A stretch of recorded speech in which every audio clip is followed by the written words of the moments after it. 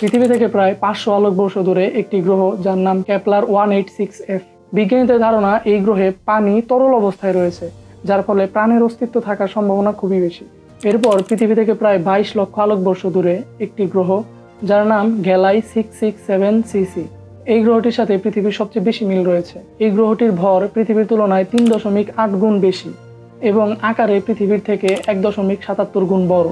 এই গ্রহটির গড় তাপমাত্রা 30 ডিগ্রি সেলসিয়াস, যা অনেকটা পৃথিবীর মতোই বলা যায়। সেজন্য বিজ্ঞানীদের ধারণা এই গ্রহে মানব বসতি স্থাপন করা সম্ভব।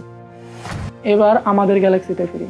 বিজ্ঞানীদের ধারণা শনি এবং বৃহস্পতি গ্রহে অনন্তকাল ধরে হীরার বৃষ্টি হয়ে চলেছে। শুক্র গ্রহে সালফিউরিক অ্যাসিডের বৃষ্টি হয়, মঙ্গল গ্রহে শুকনো বরফের বৃষ্টি হয়, পৃথিবীতে হয় পানির বৃষ্টি, শনি এবং বৃহস্পতি গ্রহে হয় হীরার বৃষ্টি। শনি এবং বৃহস্পতি গ্রহে বেশি পরিমাণে রয়েছে মিথেন গ্যাস এবং এই দুটি গ্রহের বায়ুমণ্ডলের সবচেয়ে উপরে অধিক পরিমাণে বজ্রপাত হয়।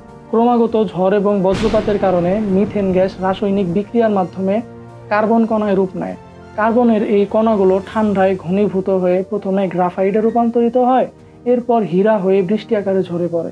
আপনি নাসার গবেষণা এবং তাদের আর্টিকেলগুলো পড়লে জানতে পারবেন আমাদের ব্রহ্মাণ্ডে এমন আরও অনেক গ্রহ আছে যেখানে তারা ধারণা করছেন সেখানে হয়তো বা প্রাণের অস্তিত্ব থাকতে পারে এবং এমনও হতে পারে সেখানে গাছপালা, পশু পাখি, এমনকি আমাদের থেকে উন্নত কোনো জীব থাকতে পারে।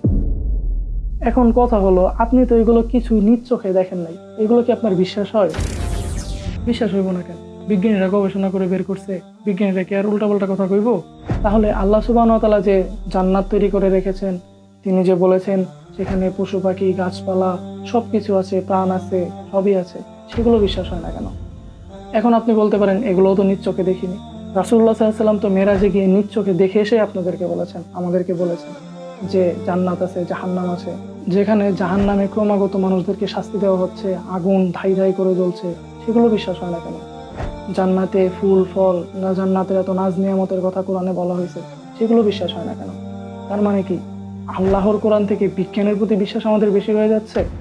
আমাদের মুসলিমদের মধ্যে অনেকে আছে যারা এই বিষয়গুলো নিয়ে একটু সন্দিহান থাকেন, অথচ নাসা যদি কোনো কিছু গবেষণা করে বের করে, কোনো গ্রহের ব্যাপারে জানায়, কোনো প্রাণের অস্তিত্বর ব্যাপারে জানায়, এলিয়েনের ব্যাপারে জানায়, সেগুলো আমাদের ঠিকই বিশ্বাস হয়।